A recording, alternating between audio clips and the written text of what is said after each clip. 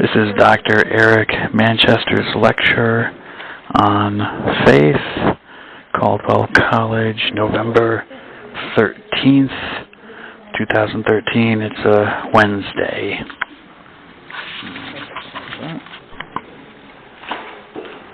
There's handouts down in front for everybody, and I point your friends to it as they come in.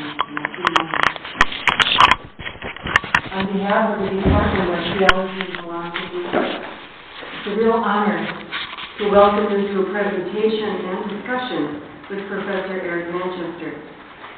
Professor Manchester is well known to many, if not all of you, but here are some of the things you wanted to know, but were hesitant to ask.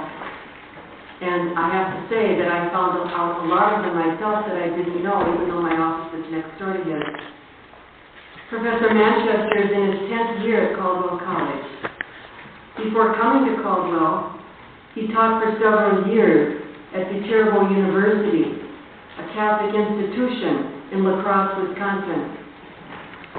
In 1989, Dr. Manchester graduated from Northeast Nazarene College, now University, outside of Boise, Idaho, with a BA in Social Science and Philosophy. In 1999, he earned his doctorate in philosophy from Marquette University. His dissertation was on John Locke's philosophy of religion. He has served as president of the Wesleyan Philosophical Society, which is comprised primarily of philosophers from the Methodist Church, along with those from other traditions. The society is named after John Wesley, the founder of the Methodist Church. Dr. Manchester was raised in this tradition, but was a Catholic when he served as president. His many publications include an entry on the philosophical principles of pro-life in the 2013 supplement to the New Catholic Encyclopedia on Ethics and Philosophy. 2 essays in forthcoming collections dedicated to the work of Jacques Maritain, a great 20th century Catholic thinker, to be published by the American Maritain Association in cooperation with the Catholic University of America.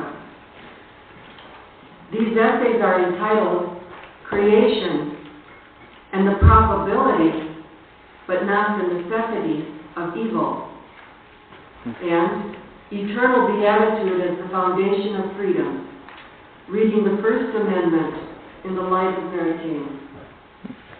Other publications include essays on economic justice and the family, and the philosophy of love. A chapter on immortality in the afterlife in Philosophy of Religion, introductory essays by Thomas Ford. This book is used primarily at colleges within the Wesleyan tradition. Professor Manchester is a regular participant in the Wesleyan Philosophical and Theological Societies, the University for Life. He has presented papers on multiple occasions for the American Maritain Association, the Society of Catholic Social Scientists, and the Society of Christian Philosophers. He has been married for 9 years to Paula Manchester, who, in addition to working full-time in the pharmaceutical industry, has served as director of a crisis pregnancy center in Jeffersonville, Pennsylvania. She just completed a master's in theology at St. Charles Borromeo Seminary in the Archdiocese of Philadelphia. He has a 26-year-old stepson, Dave, who's currently working on an MBA in media production at John Paul the Great University in San Diego. Underlying all these accomplishments is, in my experience, a dedicated professor, teacher, and writer with a deep and abiding interest in God. In keeping with this interest, Professor Manchester will speak to us today on the topic, Belief Isn't Blind. how Catholic teaching on faith and reason opens a doubting philosopher's eye. Please join me in welcoming Professor Manchester. Thank you very much, Dr. Adams. Are folks able to hear me without the microphone for the most part, or is that, what do you think? It's okay? Okay, if it's easy at some point, I can gravitate back over towards the microphone. We are planning on this thing roughly an hour, and I know a number of you are in my class, but we may need a little bit more of that if some of the questions and answers go a little bit past. So I don't want to go too much past 5:30, but if we need a little bit of time to address some of the questions, we can stay a little past that. If anybody feels the need to leave around 5:30, that's certainly fine. Don't be shy about doing so. This is an interesting opportunity for me because I've never really been asked to speak in any real way before about my own kind of spiritual journey. I do remember one time in graduate school, a very late night session in a diner, a fellow who actually grew up in the Wesleyan tradition as well, and I'll tell you a little bit more about what that means here in a moment, although Dr. Adams did comment about it a little bit in her introduction. But he did ask me, tell me about your spiritual journey, but it was quite late at night, and I don't know how much he was really able to focus on what I was telling him. But I did not grow up Catholic. I actually grew up in an evangelical denomination known as the Church of the Nazarene. And I'm just kind of curious. It's not necessarily a real well-known denomination, but has anybody ever heard of that Christian denomination, Church of the Nazarene, by any chance? You don't find as many of them in this part of the country, but what they basically came out of was the Methodist tradition. So the Methodist tradition, as Dr. Adams mentioned, was founded by John Wesley, who was actually a member of the Church of England his whole life, and within that, there was a group called the Methodist Society, but they eventually became an independent denomination. And then in the late 1800s, particularly in the United States, a number of groups within the Methodist Church, basically for various reasons, broke away from the Methodists and founded their own denominations, which oftentimes came to be known as the Holiness Wesleyan churches because they felt they described more closely to the traditional ideas and teachings of John Wesley. And the Church of the Nazarene is the largest of the denominations within that tradition. So they mark their heritage back to the heritage of John Wesley. In this country, for example, there are quite a few colleges that are Methodist. Drew University, not too far from here, in Madison, if I remember correctly, is actually a traditionally Methodist school. And some other examples of well-known schools that have origins in that tradition are places like Duke and Emory and a number of other places. Those are specifically Methodist. In any case, I grew up in this Wesleyan evangelical tradition, and my family was very, and I should say my presentation is really going to have two parts. The first part will be sort of talking about my own process up into becoming a practicing Catholic, and then we'll get into some of the specific ideas of the relationship of faith and reason in the Catholic tradition and how that influenced me toward my journey toward Catholicism and continues to do so in coming to a deeper appreciation for my Catholic faith. But in any case, my family was very devout within this denomination. We actually went to church every Sunday. We didn't call it Mass, we call it church, as Protestants do. We went Sunday evenings. They had Sunday evening church. They even had midweek services on Wednesday nights, which up until about junior high school, I would regularly attend with my family. My parents were gracious enough to exempt us once we had extracurricular activities in school. But in addition to this, we also had church-based summer camps. And I ended up, when it came time to go to college, to a Nazarene college outside of Idaho, where I still continue to have many friends living in that area that I try to visit when I can. So that was kind of the upbringing, very inured, if you will, in sort of a devout Christian upbringing. But I also always had the personality where I wanted things to make sense to me. So even though I was happy to try to, as much as I could, model my parents' efforts to raise me with a devout upbringing, there were times where I had questions about things I was being taught in Sunday school class or hearing the pastor say or whatever. And I remember at an age of maybe around 15 or so, I don't even remember exactly how this came about, but somewhere I had heard about in history these things called church councils. And you don't hear about those as much in Protestant circles generally, especially evangelical circles. For example, if you're Catholic or Eastern Orthodox, you will recite the Nicene Creed every Sunday. They don't do that at most evangelical churches, so I had never even heard of that. But somewhere or another I found out about church councils. And I discovered that some of these councils, they had made decisions on which books would go into the Bible. Many times people have this idea that the Bible was just sort of handed to us by God almost, and there it was, complete, ready to go, and we just studied it and learned it and passed it on. I think I'd also figured out somewhere along the line, I don't remember how, that Catholic Bibles, I didn't know very much about Catholicism. I knew very few Catholics. They weren't as plentiful in that part of the country, but because of the Pacific Northwest, I grew up in Oregon. But I knew that they had some books in their Old Testament that we didn't have in our Bible and so forth, which Protestants would call the Apocrypha, First and Second Maccabees, the Book of Tobit, and so on. So this raised some questions. Well, how on earth could it take decisions by human beings to decide what books were going to be used in the Bible? And on top of that, I became aware that this process had occurred a few hundred years after people had been practicing Christianity. And there were certain books that had been in regular use for long periods of time and so forth, but there was a lot of books that now make up part of our Bible, including the New Testament as well, that were in dispute for hundreds of years, and even beyond in some cases. And it really bothered me. How can we be sure we have the right books in the Bible? So I remember going to some of the adults in the church and pressing this question, and most of them, the question never crossed their mind, and those that were sort of vaguely aware of it just said, well, you just have to have faith that everyone got it right. They were led by God. And I remember saying, well, wait a minute, if these were all godly men who were making these decisions, why were the decisions unanimous? Because I've read that in some cases it was a very close, vote, and if I remember correctly, the theologians might correct me, but I think the book of Revelation, at one point at least, was only included by 1 or 2 votes. There was highly disputed, for example. If I'm not mistaken, but in any case, it seemed odd. Well, not only could they not really give me a good answer, but very few people seem to have ever thought about the question, and very few of them seem to be bothered by the question. And I had been under the mistaken belief up until that point that, I was a pretty good student in school and so forth, got good grades, and I was sort of under the impression that pretty much all adults thought about this stuff, and just, most people my age didn't, but surely adults did, and I was just a few years ahead of the curve or whatever. But I started to realize most adults didn't think about this stuff. And it was really kind of shocking and alarming to me. So this, I think, started to plant a little bit of doubt about the faith I'd been raised with. Now, at that point, I still very much, was very involved and dedicated and would tell you I believe in Christianity and so forth. But I think there was a seed of some doubt at that point. Well, then my senior year in high school, I actually went to a public high school. And I somewhere along the line discovered this Christian philosopher named St. Thomas Aquinas. I actually remember reading about him in some magazines and whatnot. So I discovered that he had 5 arguments for the existence of God.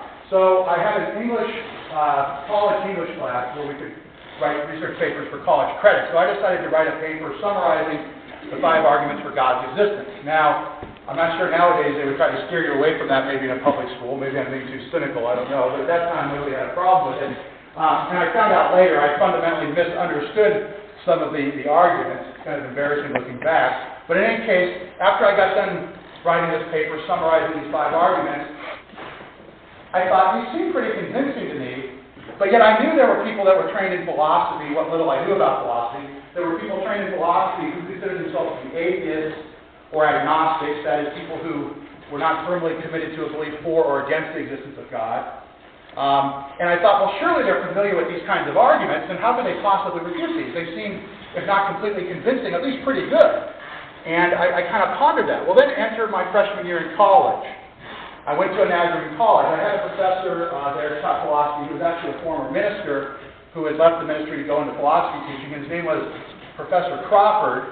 And just by sort of an interesting little coincidence, his father had actually been the pastor at my church in Oregon, even though it was 400 some miles away, when I was a very, very young boy. And I remember his father well. But anyway, this was his son, and he was a late fellow at this point. And in my intro to philosophy class my freshman year, we, among other things, read some David Hume. Well, I don't want to get too far away from the main topic by discussing some of the philosophical ideas of Hume, but Hume has a very interesting critique of the notion of causation. He's an empiricist, which means he believes that all knowledge comes from the senses. And to give you a very simplified, maybe overly so, summary of this, Hume's view basically was we never really directly experience one thing causing another thing to happen. What we see is a repetition of connected events, and we assume that because these events are always, as he puts, conjoined in time, that there's something about the earlier event that causes the latter events. But this is an inference our mind makes, basically. It's something we can't know is necessary about reality. And so it came to undermine what could really be known for the notion of causality. Well, this has implications for science, because science is based on studying the causal relationships of things, but it also arguably has, and Hume seemed to think it did, has pretty big ramifications for metaphysics, the study of the ultimate nature of reality, because many of the arguments for God's existence are based on various appeals to the notion of causation. Now, in retrospect, I think now that I understand some of the ways I went wrong in my understanding of some of Aquinas' arguments from causation, I'm not really sure the Humean arguments would pose that much of a threat to them, although I still mull that over from time to time. But at that point in my development, I thought this is devastating. You know, I was buying into these Aquinas arguments based on the certain idea that there must be some purely actual, necessary being that has a sustaining cause for everything else that makes up what we call the physical world and so on. And now all of a sudden the notion of causation in general, metaphysical causation in some sense being inferred from what we've observed about physical causation in the world, is all of a sudden being questioned. I can't have certain knowledge about this. And so I actually started to have pretty clear doubts at that point about my faith. I wanted to believe, but now it wasn't just a generic question about whether I believe Christianity, but I was actually unsure about whether I even believed in God in some general sense. Because, of course, you can believe in God without being a Christian. Some people might think you can be a Christian without believing in God, but I would beg to differ there, but there's been some efforts made in that direction. But in any case, so this kind of, this left me unsettled. But the good news, I guess the good news, was I was determined at that point to become a philosophy major so I could try to dig through these problems more and see if there was any way out. Okay? So, in any case, that was the end of my freshman year. So at that point, I was sort of in suspended belief. I think I still would have said I believe Christianity, but I had a lot of doubts about it. Well, then I remember in my sophomore year, I was getting more and more doubtful, and word started to go around. This was a small college, it was about the size of Caldwell, and most people had moved from quite a ways away to go to college there because they were going there because it was a school in that denomination. There was only several of them in the country, so you had people from all over who were there. And word got around that I may not be a believer in God. I don't even know who I fessed up to in this, but anyway, somewhere or other started to leak out, which was considered to be fairly scandalous there, I guess. So somebody came up to me in lunch one day, and I have no idea if people have conversations like this in the lunchroom at Caldwell, but I hope they do. I would pray they do. And they said, Eric, I think this is Manchester, you know that guy there. Manchester. So-and-so told me that he doesn't think you believe in God, and I said that's baloney. And on top of it, this guy was studying to enter the seminary to become a minister after college, okay? So this was a very serious question to this guy. His name was Mike. I still remember Mike. He was from Wyoming, and he was the first person, I kid you not, who I ever heard say, they can get my gun when they pulled my dead, or pry my dead cold fingers off the trigger, which I found out probably not to be stereotypical, but in Wyoming a lot of people think that. So in any case, he was asking me this question, and he said, do you believe in God? I said you do, they said you didn't. I swear it took me 5 to 10 minutes to answer the question. I remember sitting there pondering, looking up, that's what philosophers do when they're trying to buy time, looking up, looking around, putting my hand on my chin. I think I had a beard at that time, I can't remember. Hemming time, and I finally said yes. And he said, I knew it. Well, of course, the obvious question, why did it take me 5 or 10 minutes to decide? But he just got the answer he wanted, so he seemed fine with that. But I was bothered by it. And other people at the table were kind of blinking their eyes, not sure what to make of it. I thought, why did it take me 10 minutes to answer a simple question about whether I believe in God? Well, then it flashed me to my junior year. My junior year, we had homecoming as they do, I think it's called, well, around basketball, because there was no football team. And it was a big event at my school. They always had it the weekend, starting with Thanksgiving and through that weekend. And they had a basketball tournament where many colleges came and played at our school, and they played each other, and they played our college and so forth, and people win the big games. It was a big deal. And a lot of times parents would come to the college to spend Thanksgiving with their children who were students there. Well, I had a classmate whose girlfriend, and they were very serious, I think they may have even been engaged, I don't recall at the time, but in any case, her parents were driving over from Colorado to visit her for Thanksgiving. And the night before Thanksgiving, late Wednesday night, she got a call that they had been hit by a semi-truck on an icy road on their way from Colorado to Idaho, and they were both killed.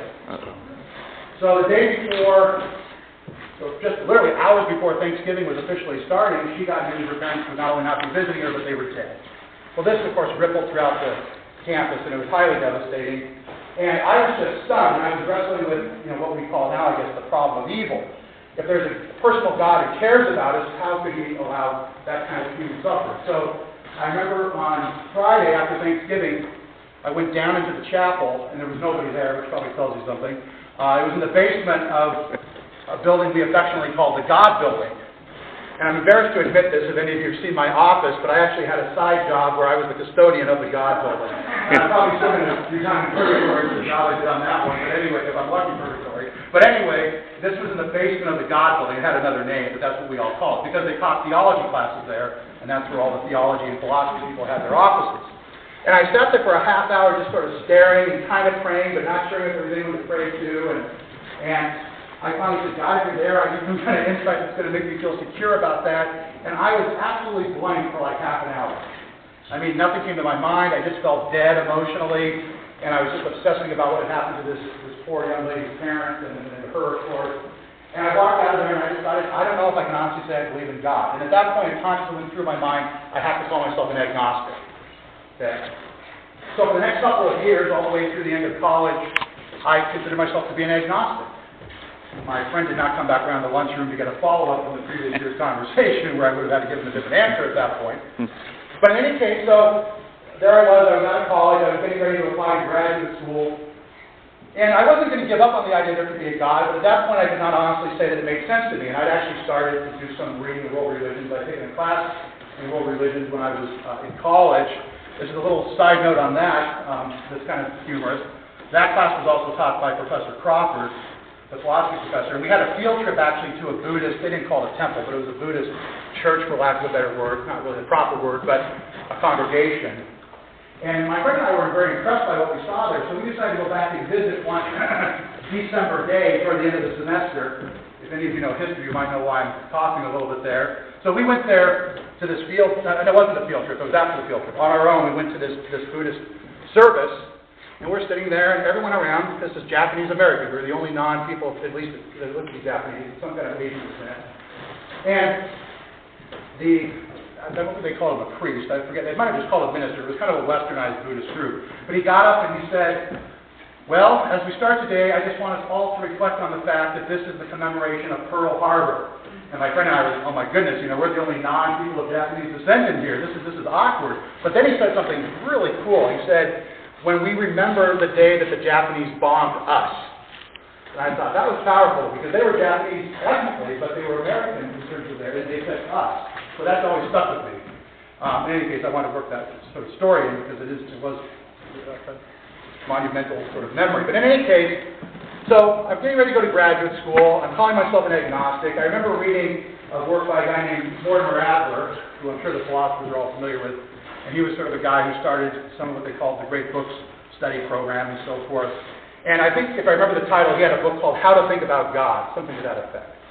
And Adler was interesting because he was sort of an expert of sorts in Aristotle and St. Thomas Aquinas, but he went for a long period of time without having any explicit religious belief. So he'd hang out with these Talmudic scholars and so forth.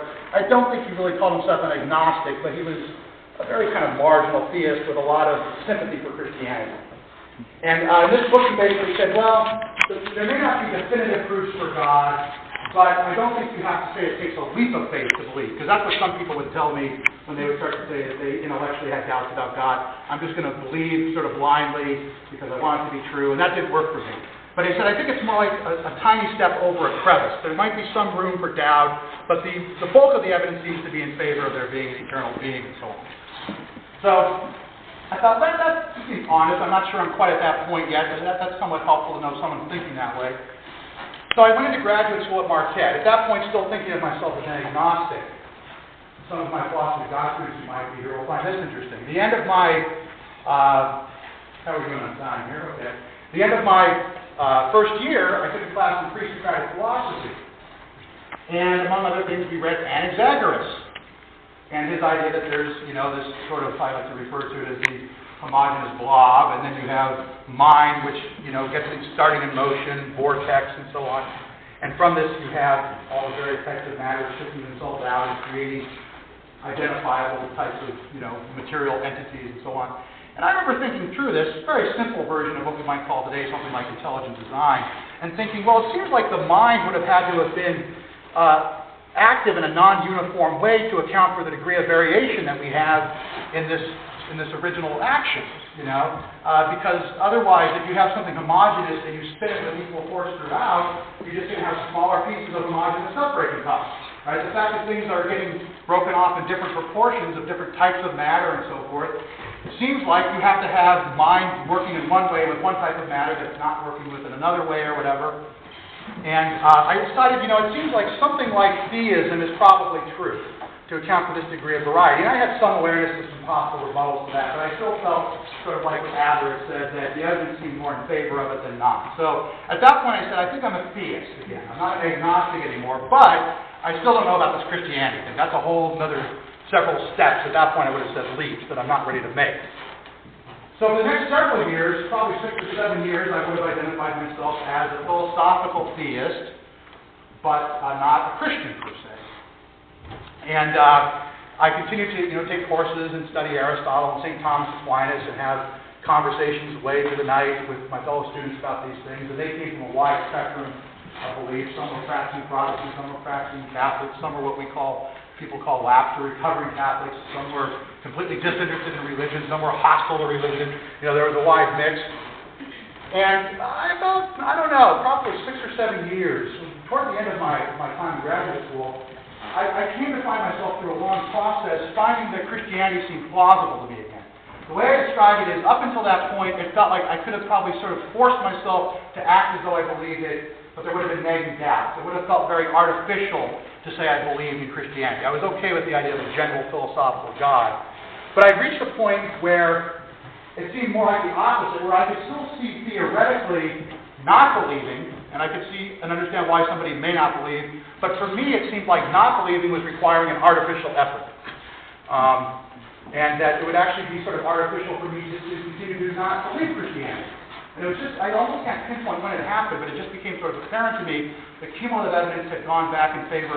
And one of the things I remember working through was really kind of looking on St. Thomas Aquinas' notion that God has knowledge of particular events and particular persons in the world. And somehow it seemed to me that if that were true, it was a lot easier to make sense of Christianity. Now, of course, there's still other things that get added on to being Christian.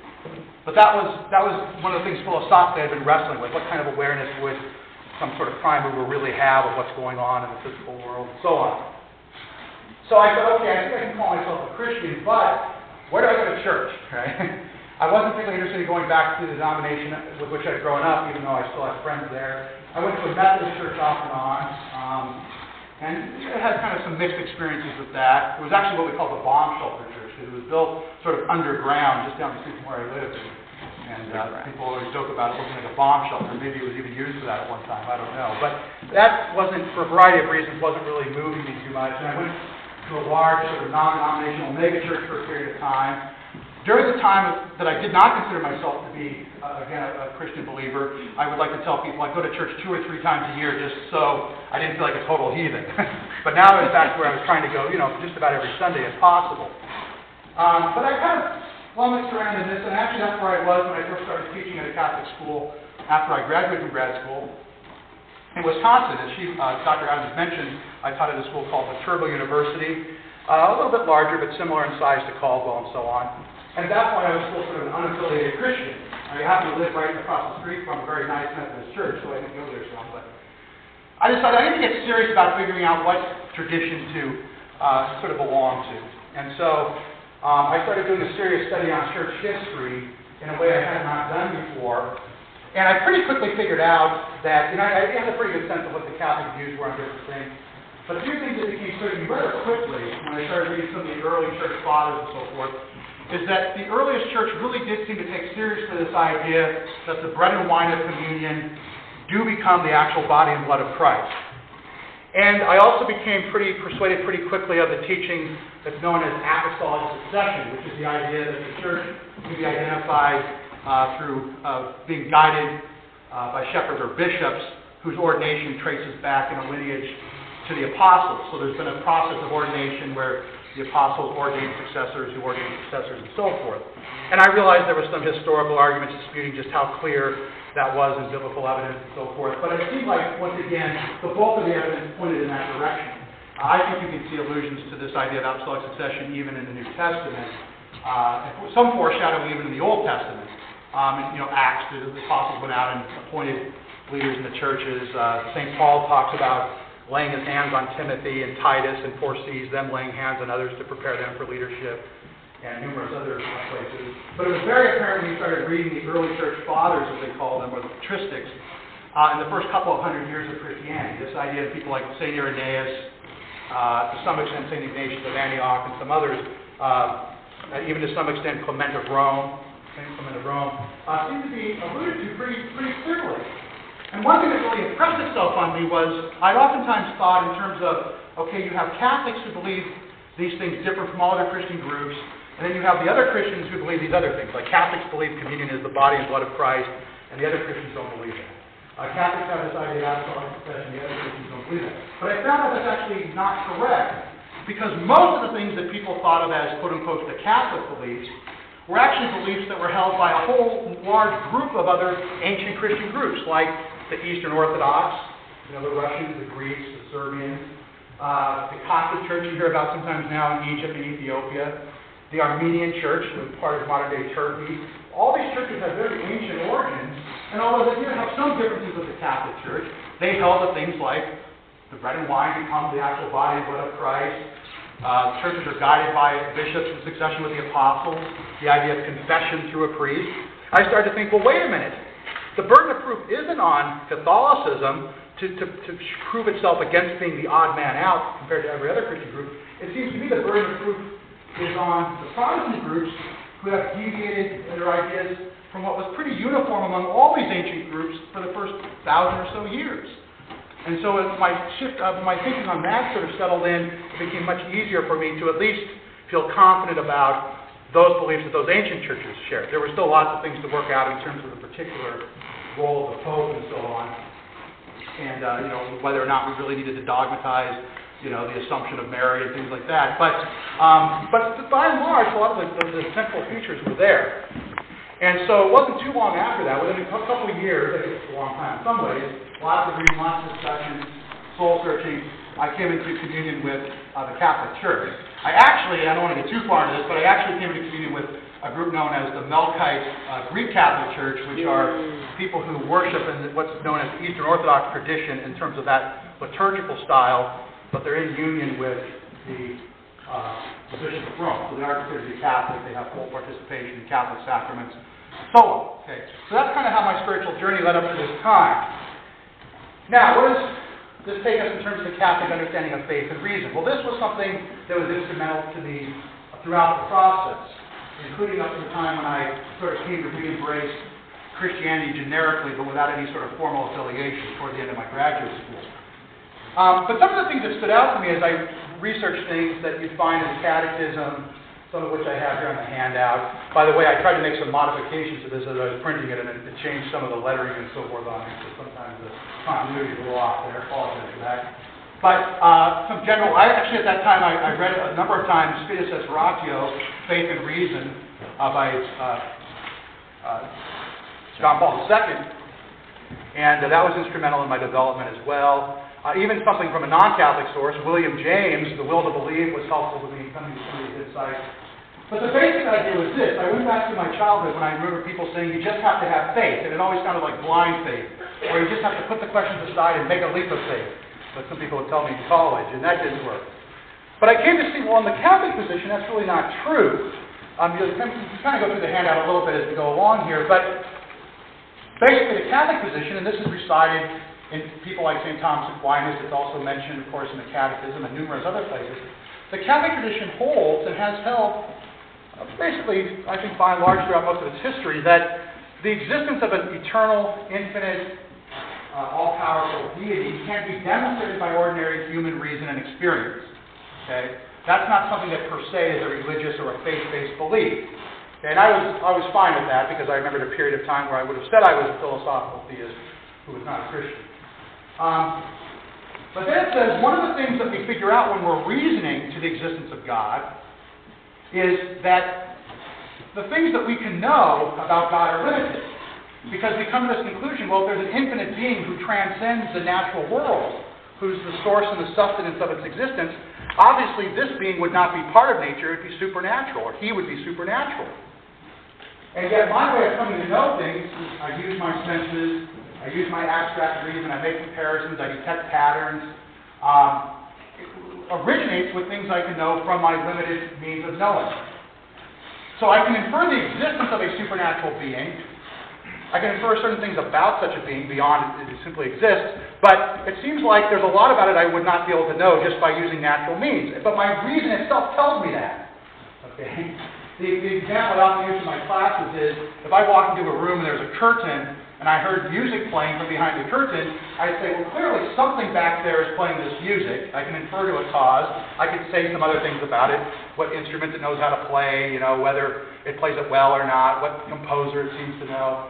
But I wouldn't know a lot about it. Is it a man? Is it a woman? Is it several people who are performing in perfect harmony? Is it a recording? If so, is it a CD? Is it a computer file? Is it an old record? Is it a tape? And at some point, if I listened to it and the music was good, I'd probably get more and more curious. Well, who is it back there doing that? Sometimes in the old movies, you'll see somebody in a nightclub acting real suave, and they want to show off to their date or something in these old movies, and they'll say, please introduce us to the band, Well, you say, I want to know who's behind the curtain. I want to meet the guy behind the curtain who plays this music. But you can't. There's a curtain there. Right? And I become more and more curious. Wow, that music's really fascinating. Who is it that's doing that? Well, at some point, the curtain would have to be open for us. Right? That's sort of like a revealing or a revelation. And that's exactly what the Catholic tradition says. I can infer the existence of a supernatural entity, many things about it. It's eternal, it's infinite, it's non-material, and so on. I can infer it exists. I can infer, I think at some level, that it's a personal being. It would be some sort of a mind in some sense. But then I think, well, if it's a personal being, and it's aware of us, wouldn't it want to communicate something about itself to us? But it seems like we're limited in what we can know about it personally, because we're not supernatural. We're natural, so we have limitations on how we could know something supernatural. So much of what we could know about this being would have to come from it somehow informing us of what was true about it. And this is sort of where the idea of faith comes in. Now, in a generic sense, and this is described in the Catechism once again, as well as numerous other places, faith in a generic sense is our belief in something that trusts in the authority of a person who has knowledge of that area that we do not have expertise in. So when scientists get up there and talk about, we know this about the sun, we know this about the comet that's going to come into our galaxy at some point or whatever, we don't really know that's true. We don't know the science behind that, but we have faith that they're qualified to make those judgments. I always feel that way when I hear discussions nowadays about the economy. I don't know who to believe or... Right? There's a faith of sorts. Now, that's not supernatural faith, but that's kind of faith in a general sense. But supernatural faith would be faith about things pertaining specifically to God that were not knowable by ordinary reason and experience. Okay? Things that would have to be given to us by God Himself through some sort of supernatural revelation. And God would have to make it possible for us to be convinced that this was true. It would have to come from God. Now, we would have to have a cooperation with that. We'd have to be willing to receive this gift of faith and so forth. But it actually makes sense to our reason that we would need the assistance, the supernatural assistance of God, to be able to know these things. So we'd be focusing on certain things about the nature of God. For example, the idea that God is three persons in one. The idea that God became a man and died for our sins. The idea that there will be a day of judgment and a resurrection of the dead. The idea that the bread and wine of communion become the actual body and blood of Christ. These are things we would not be able to prove through ordinary reason. They can only be known to be true through supernatural faith. Okay? But reason itself tells us that there are certain things we would not be able to know without that supernatural assistance. And reason also tells us it would be reasonable to sort of expect that a supernatural personal being would want to communicate certain things to us. So to say, well, because I can't know it naturally, I'm going to remain undecided, is in a sense irrational. John Paul II talks about this a lot in Fides et Ratio. Reason to meet its own natural goal of coming to know as much as it can really should be open to the light of faith and the mystery of revelation that God has chosen to reveal to us. To shut that off because we can't have natural knowledge about it is to actually close ourselves off to what we could possibly know. And reason itself tells us it makes sense that God might want to tell us those things. Okay? But also something else that comes along, you might say, well, how is it that we can know that somebody has genuine faith? Now, it's made very clear that if God really is the source of this supernatural revelation, then we can be certain that it's true, because God cannot lie and so on. But how do we really know that we receive something from God? Right? Anybody can say, oh, I know this because God told me. Right? And they can even have mutually exclusive claims about what they believe God told them. He said, follow this belief. Oh, well, yeah, well, my God said follow that belief. Okay. Well, that's a fair question, but one of the things Catholicism says to help sort out that problem is, first of all, it points out, and once again, very clear in multiple sources, catechism and so on, that God is the source both of his own supernatural truth, including that which he reveals to us about his relationship to us, about his own nature, but he's also the cause and creator and sustainer of the natural world. So nothing that we know to be true from the natural world could ever contradict something that has been revealed to us supernaturally. If you're asked to believe something by faith that is clearly a contradiction with what we know to be true from the natural world, that is a false faith. That would be like God working against himself. He gave us this truth. He's giving us supernatural truth. They have to, in some sense, be compatible. Now, once again, we have to realize that you cannot use natural means to prove those supernatural things. But reason can at least prove that these things, these supernatural claims, are not contrary to reason. Okay? So there's a compatibility there.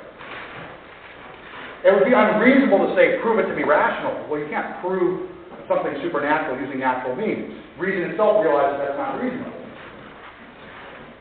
But, at the same time, it would make sense that God would want to communicate it. So, it cannot contradict what we know to be true from nature. So one way to put it is, nothing that's contradictory to things we know from nature through natural means can really be an article of true faith. Although we would expect that articles of true faith go beyond what we can prove using reason. But we can use reason to show that those things do not contradict reason. Now I think if you want to think of this, the year of faith in the Catholic Church and thinking in terms of Catholic, sharing your Catholic faith with people or whatever, I think this is a useful device to think about in terms of some kind of evangelism, if we're not afraid to use that word. Because in a way, it puts a certain burden on the believer, right? The believer has to, a lot of people might dismiss Christianity because they think it asks us to believe unreasonable things. So you have to be prepared, if you're having a sincere discussion, you have to be prepared to show that these beliefs are not unreasonable. That could include showing people that it's unreasonable to think we could prove these things naturally. I can't prove to you naturally that the body and blood, or, come from the bread and wine, what is the bread and wine become the body and blood of Christ, and so on. But I can show you that that does not contradict reason.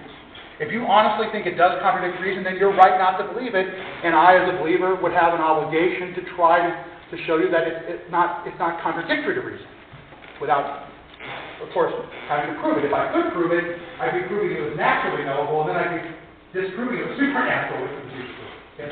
On the other hand, it does put some responsibility on the questioner or the skeptic as well. Because if the skeptic simply says, well, none of this stuff can be proven naturally, so it's ridiculous to believe it, I'd say, well, wait a minute. Reason itself has told me there are supernatural sources of truth, and it would seem reasonable to expect that this supernatural source would want to reveal supernatural things about itself. So a refusal to be open to that is actually, in a sense, unreasonable. Okay? So what do we do if people have mutual claims that are contrary to one another? They're both claiming supernatural revelation, and neither one of them contradicts reason. Okay? So maybe you have one religion saying, we know these things to be true because God has supernaturally revealed them. I can prove to you it doesn't contradict reason to believe this.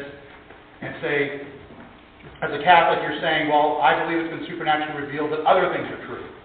And ours doesn't contradict reason either. How do you decide between those? Well, this comes into what is called the motives of credibility, once again discussed in the Catechism and other places. Keep in mind, you can never prove something supernatural by purely natural evidence. But natural evidence can be used to suggest a certain plausibility that these supernatural things are true. For one thing, you can use natural evidence to show they don't contradict reason. But then beyond that, you can also compile evidence that says, there are many things that would be explained if I were to believe this.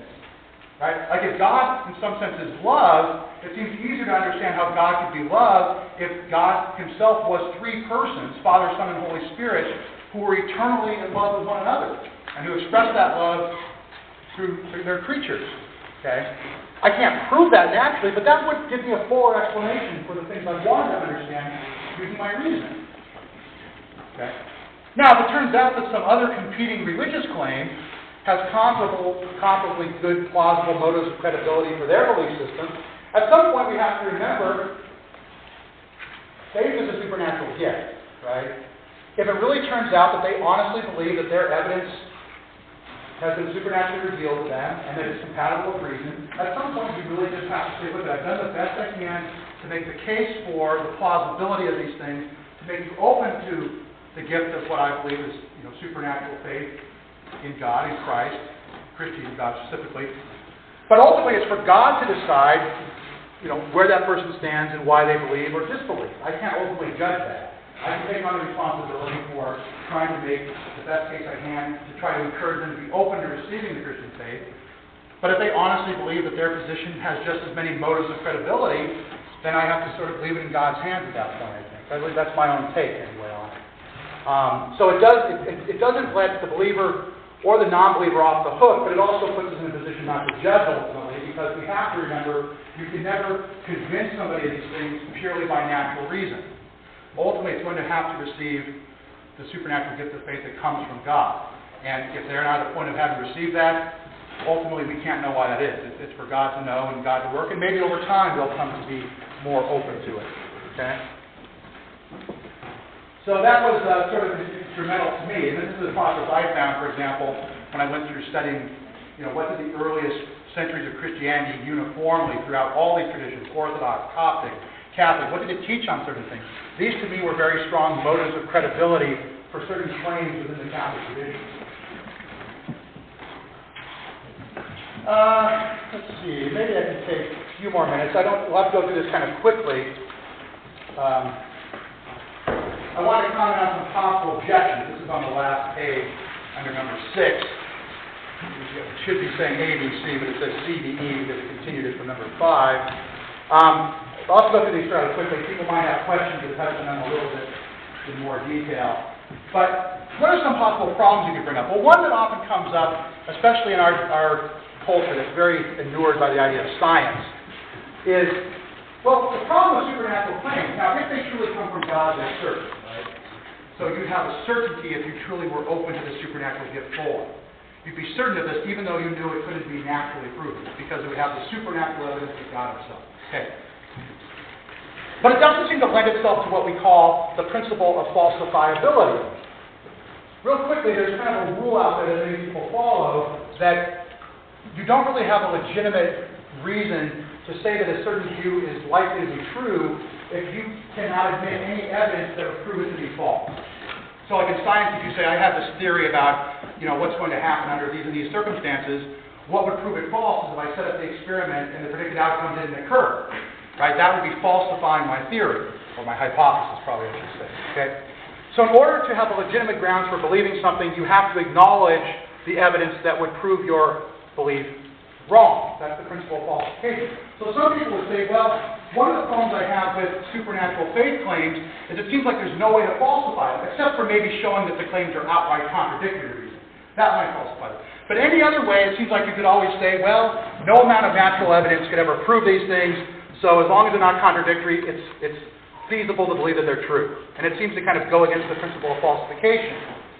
And that strikes a lot of people as sort of being, blind faith type stuff again, other than not being asked to believe contradictions. But I was thinking about this, I thought, well, there's some limitations with that objection. For one thing, if you held the view that only views that can be falsified are legitimate views to hold, then I'd say, what about the principle of falsification itself? If every view has to have conditions that would falsify it for it to be reasonable to hold that view, then you'd have to be able to name conditions that would falsify the principle of falsification. Well, what conditions would falsify the belief that everything needs to be falsified to be or falsifiable to be a legitimate belief? Well, it seems to me it'd have to be something like this. We hold to the principle of falsification because we know that we have limited knowledge. So we're saying there's possibilities that things could be true out there that we don't know about, that are different than we realize, and if those things came to light, it might disprove our current beliefs. So falsification is based on kind of the assumption that we have limited imperfect knowledge. So it seems to me what would falsify that principle itself would be something like if there were an all-knowing, omniscient being. If there were a being that has all knowledge, and that was absolutely certain that it has all knowledge, then that would prove that the principle of falsification did not always apply. Namely, it would not apply to that being itself. There'd be nothing that being knew to be true that could be falsified.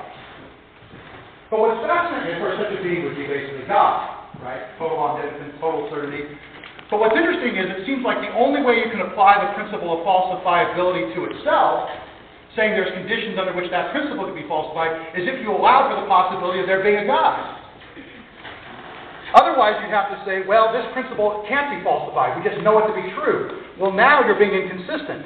You're saying everything has to be able to be falsified for us to be able to believe it, except for that principle.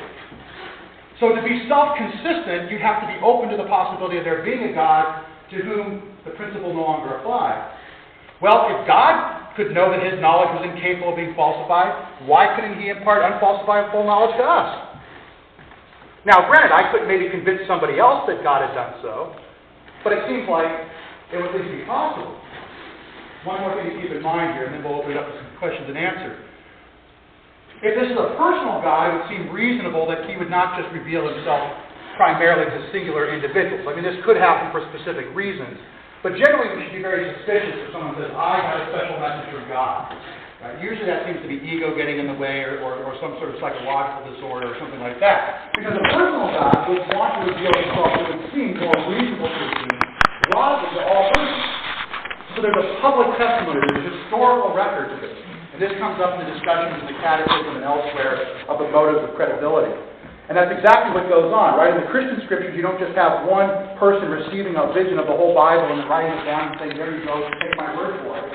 You have multiple authors, some of whom you know exactly who they were, over long periods of time, with a continuous message that is interconnecting with people that they didn't even know for many, many generations or even centuries before, maybe even millennia before in some cases. There's a certain trajectory of themes that become more and more clear. It seems like you have a lot of what we call external evidence. It isn't just some light that goes on your head and you know God's the one giving you this information. There is an internal sense that you're being communicated to and revealed to in a special way by God, but it's being corroborated by experiences and testimony and historical events that are experienced by other people as well. And that seems to give it a greater plausibility. Now, once again, you could have that type of process through religions that were making different claims, but it seems like the more they were able to appeal to some sort of widespread common revelation that was preserved among numerous people over different cultures, over different times, the more plausible those claims become. We have greater degrees of external evidence. And I personally feel pretty safe in saying Christianity, and particularly the historical Christianity, has that to the strongest degree of any religion of which I'm aware. Now, of course, some religions don't claim knowledge through supernatural revelation, and some of the religions in the East and so forth, so they're kind of under a different category. But in any case, so that gives these things a certain plausibility. And in some ways, you might have a certainty of faith, and it would be reasonable to think that God could give someone and could give to an entire group of people over history unfalsifiable knowledge.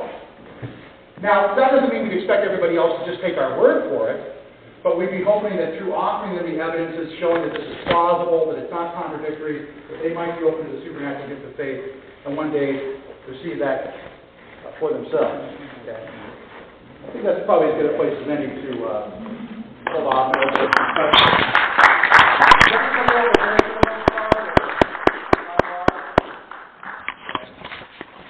I'm happy to field questions from Dr. Flynn.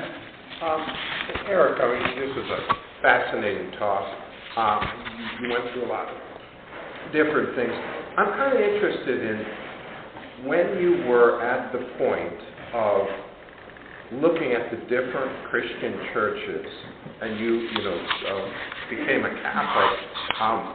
In apologetics, they talk about the four marks as one holy Catholic apostolic church. Right. Right. Now, it would seem to me that around the time you were converting was the time when there were the revelations of the clerical sexual scandals in the Roman Catholic Church. And I wondered, like, in terms of the holiness of an institution. Right. How did you deal with that, or was that not a... Well, I entered the Catholic Church in 2001. Of course, certainly by then you had some of that. I think sort of the rush of that maybe came a little bit later. I don't know. But I mean, it wasn't... that's interesting. I mean, I knew people that would bring that up as a reason they could not see themselves becoming Catholic. Now, sometimes I'd say, okay, fine, but at least consider becoming Eastern Orthodox. I mean, I consider that to be a live option. But I do think that there's something to be said for the idea that if something is true, that God would protect the church in such a way that it might prevent that type of error from occurring to that sort of widespread degree. But then on the other hand, certainly throughout Scripture, you see at times where the Hebrews did all kinds of, egregious things despite the will of God and so forth. And God had a way of handling that. Those who really needed to be dealt with were those that were faithful, were spared, and able to carry on the true faith. And I guess my best answer would be you really have to have a long view of things. Right? We tend to live too much in the short term. But if you're thinking in terms of centuries or even possibly millennia, it's a little bit risky to make a judgment about what has historical truth based on what's going on over a few year period. And it seemed to me over the trajectory of time, I actually read a really interesting book by an author, whose name I forget. He wrote it in the 1920s, and it was called Confessions of a Skeptic or something like that. But it was actually about his way of being so skeptical that his research led him into the Catholic faith. I wish I could remember the author's name right off. Confessions of a Freethinker, that was the title of the book. But he basically said that. He said, well, despite all these mishaps, these egregious episodes, they're always combined with unbelievable examples of true holiness. I mean, you still have people giving their lives for others in their service, sometimes even literally. You still have people dedicating their lives to the service of the poor, and that's going on just as much, and even more probably numerically, than people who are molesting children. So, I mean, in a way, if you're going to dismiss something because of the bad, you're saying, in a sense, that I'm not saying that it's the cause of the good either. And I think that becomes kind of a risky proposition. It seems to be over the long haul that the good considerably out. And of course, there's nothing in the teaching itself that rules out that those leaders themselves can't fall away and to be honest, end up in hell. I mean, if you want to push it to the full extent. So I can understand, however, that kind of falls into the judgment part. I can understand if somebody really got hung up on that point. And I would say you're undermining the motives of credibility for the Catholic faith by letting this kind of thing go, because that might be just enough to tip the scales of somebody toward not buying in. So we really should be concerned about that. But if they were jumping on that too quickly and refusing to look at any other evidence, that's where I'd say they, as a skeptic, were maybe not being completely honest either, because there's a lot more to the story you have to look at if you're going to come to that kind of conclusion. Anyway, I think I sort of try to handle it that way. Thank you, Phil. That's a very relevant, fair question. Anybody else? I think I can see people fairly well. I need to follow them. Anything on the handout?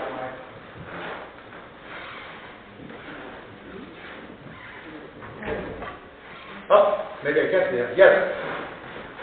When you were talking about the questions that you were thinking about that were kind of driving you away from really like having something so evil happen to be forgotten. Right. Have you ever come up with good philosophical answers to those that really definitely Yeah, I mean, I don't want to get into once again, that's one where I still understand how that could hold somebody back from believing, especially if somebody's actually experienced suffering a lot more than I have. I mean, it wasn't my parents that died, and it still bothered me sort of secondhand, but, at some point, I do have various things I could get into there. I don't know, actually one of the papers Dr. Adams mentioned in her introduction for me, I deal with that, called Creation and the Probabilities and Not the Necessity of Evil. But, once again, I think you have to sort of say, well, what do I have to leave unexplained if I don't believe in a personal God, versus what do I have to leave unexplained if I have to try to understand how this evil could occur if there is a personal God?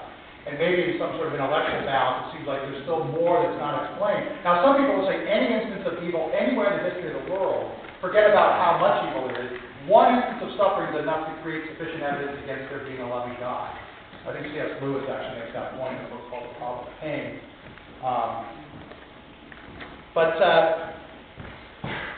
You have to, there's a lot, I can't give a satisfactory answer in a short amount of time. You have to start getting into things like, would it make sense for God to create beings with free will? And I've actually come to say yes, because if God himself is able to freely create, then for us to be in his image, we'd have to have freedoms. And that involves the possibility of freedoms getting misused. Now that deals with what we call moral evil. Natural evil has to be dealt with separately, although I think they might ultimately go together in some sense, if by faith you look back into the origins of, the fall of humankind and so forth. But, basically, right, that there's, the freedom we have allows us the possibility of misusing things in creation in such a way that it creates pain. And if you ever wanted to ask later on in another setting, me to go into some more details on that, I'd be happy to go into that. But I think there are ways, philosophically, and even in some sense, mathematically, to try to give a plausible answer to that. But how good is that answer to someone who's in the middle of breathing? Probably not very good. It's convincing when you're a relatively well-off philosopher. I still think the answers might work, but you have to be aware of the human dimension of these things too. Good question. I'm happy with a few more minutes if anybody has any final questions. Yes? You mentioned how we cannot rationally describe something that is supernatural. Well, you can describe it to a point, but there would be supernatural truths about it you would not be able to do. So you wouldn't be unable to describe it altogether, but you'd be limited. I wanted you to kind of elaborate on that. Well, St. Thomas Aquinas would say things like you could infer that such a being exists, you could infer that it was capable of interacting with, the material world, you could infer that it was some sort of had some sort of a mind or some sort of consciousness. You could infer that it was eternal. There's obviously arguments for each of these things, which I don't have time to go into. And that would give you some indication that it was a personal being of some type, but there'd be a lot of things about it you would not be able to know necessarily, because it would go beyond the things that we're given hints to through the physical world. That might be a way to put it. So I would know that there has to be more to the story than just what sort of we're able to infer about it from the physical world.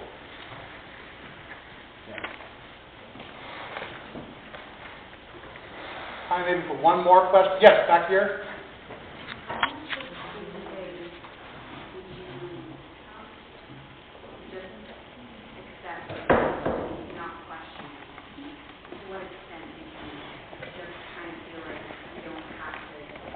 The not questioning is actually an interesting thing. I still kind of wrestle with that one, because on the one hand, if you have faith, it's supposed to have the capacity to give you certitude because it comes from God. Now, the Catechism actually says there are ways you could lose that certitude through your own fault as well, which I won't go into. It's odd, because I think I've reached a point where I'm at ease believing these things, and I don't anguish over whether or not they're true. But I still can understand where somebody else might, and it doesn't seem irrational to me that they would.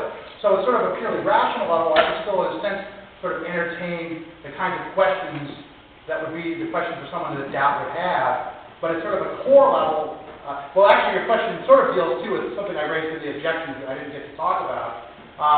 But somebody could say, well, short of evidence outright contradicting this belief, isn't it always possible that external evidence could make what you thought were motives of credibility that gave it plausibility? Isn't it always possible that new external evidence would actually start to cast doubt on how plausible these beliefs were? Let's say, for example, I became certain through faith that Christ resurrected from the dead, and that actually that's something you might be able to make a historical case for. But the idea that resurrecting proved he was God, you'd have to know by faith, right? You could theoretically say this guy resurrected, we don't know how it happened. To believe it just because he was God, that requires faith. But then all of a sudden, let's say we have new evidence that we found the body of Jesus, that he really didn't resurrect. Wouldn't that cast doubts on your conviction that Christ resurrected, and therefore it was plausible to believe that he was God? And I guess you'd have to say, if you truly have the certitude of faith, you'd have to say something like, well, no, it wouldn't. I would understand why somebody who didn't yet believe would not think there were sufficient motives of credibility to believe at that point, but I have the certitude of faith now. But what I would point out there is, this is how I deal with it on the handout, with evidence, because that would not absolutely contradict my belief, it would just diminish the plausibility for it. But remember, evidence of that sort, which we call inductive evidence, can always change over time. So if I withheld belief because there's a possibility that external evidence that now seems plausible might become implausible 10 years from now with new discoveries, I would have to withhold ever allowing myself to believe something by supernatural faith, because I say, well, the motives of credibility can always go down with new evidence. But that would amount to not being open to believing anything supernaturally, which I would argue is actually unreasonable. So what I would say is, once you really have that certitude of faith, that new evidence would not create doubt, but it would allow you to understand why someone who did not yet have faith would continue to doubt.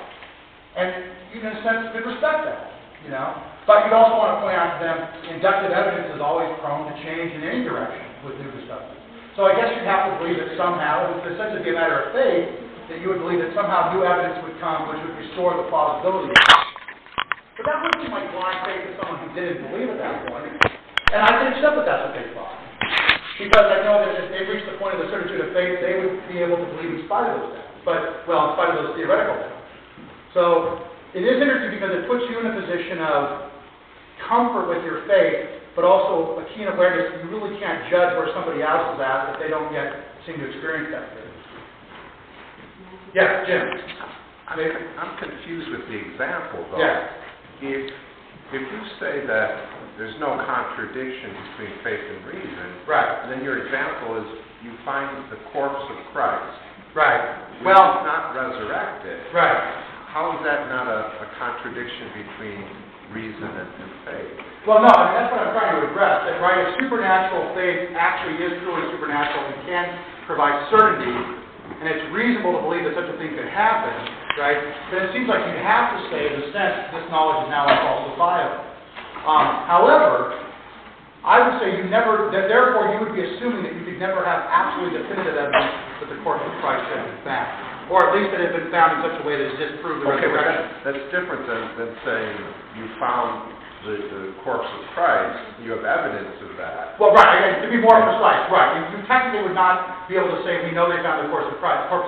You'd have to say something like, I know the current evidence makes it seem highly plausible that they found the corpse of Christ, but because of faith... It's very hard to even think about what that evidence could possibly look like.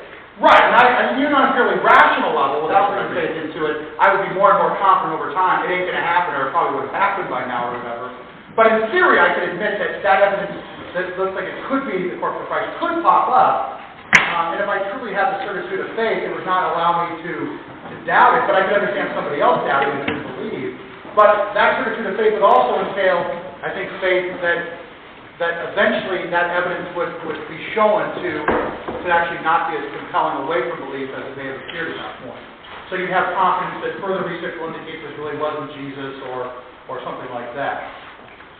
But I also realize that does seem sort of dogmatic to the questioner.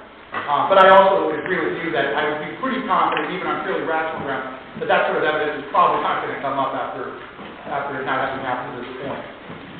Okay, well, I don't know if you got any closing or... No, just thank you again.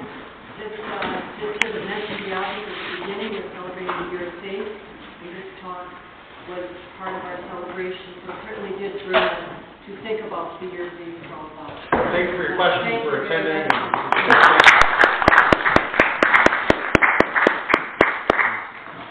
Okay, my class, we'll just meet back over there about a quarter of an hour. Thank you. Yeah, I wrestled a little bit with the last one. And that's all she wrote.